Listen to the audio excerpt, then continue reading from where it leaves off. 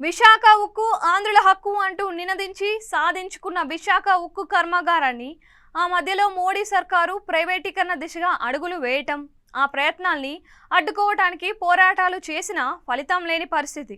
మొత్తంగా ప్రైవేటీకరణ విషయంలో మోడీ సర్కార్ దూకుడుకు తాజాగా బ్రేకులు పడిన వైనాన్ని కేంద్ర మంత్రి కిషన్ రెడ్డి వెల్లడించారు. విశాఖ ఉక్కు కర్మాగారం ప్రైవేటీకరణ అంశం పెండింగ్లో ఉందని, ఆ ఫైల్ మీద ఎలాంటి కదలిక లేదని, విశాఖ ఉక్కు ప్రైవేటీకరణ ఇప్పట్లో జరగదు అన్న కీలక అంశాన్ని వెల్లడించారు.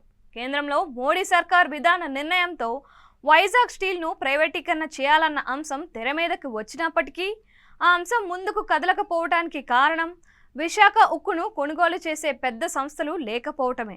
ఈ విషయాన్ని కిషన్ రెడ్డి వెల్లడించారు. విశాఖ ఉక్కు నిర్వహణ కోసం కేంద్రం 3,000 కోట్ల ఆర్థిక సహాయాన్ని మంజూరు చేయనుందని చెప్పారు. వైజాగ్ స్టీల్ క్యాప్టెన్ మైన్స్ కేటాయింపు పైన ఆయన స్పందించారు. విశాఖ స్టీల్ ప్లాంట్కు బొగ్గు, ఇనుప ఖనిజాలు కేటాయించాలని ఎప్పటి నుంచో డిమాండ్ ఉందని, దానిపై తాను ఇంకా రివ్యూ చేయలేదు అన్న కిషన్ రెడ్డి, ఉక్కు శాఖ వైజాగ్ స్టీల్తో పాటు మా మంత్రిత్వ శాఖలతో మాట్లాడతా, అందుకున్న అవకాశం మీద చర్చిస్తా అని చెప్పారు. తనకు తెలిసినంత వరకు వైజాగ్ స్టీల్ కూడా వేలంలోని పాల్గొని గనులను సొంతం చేసుకోవచ్చు అన్నారు.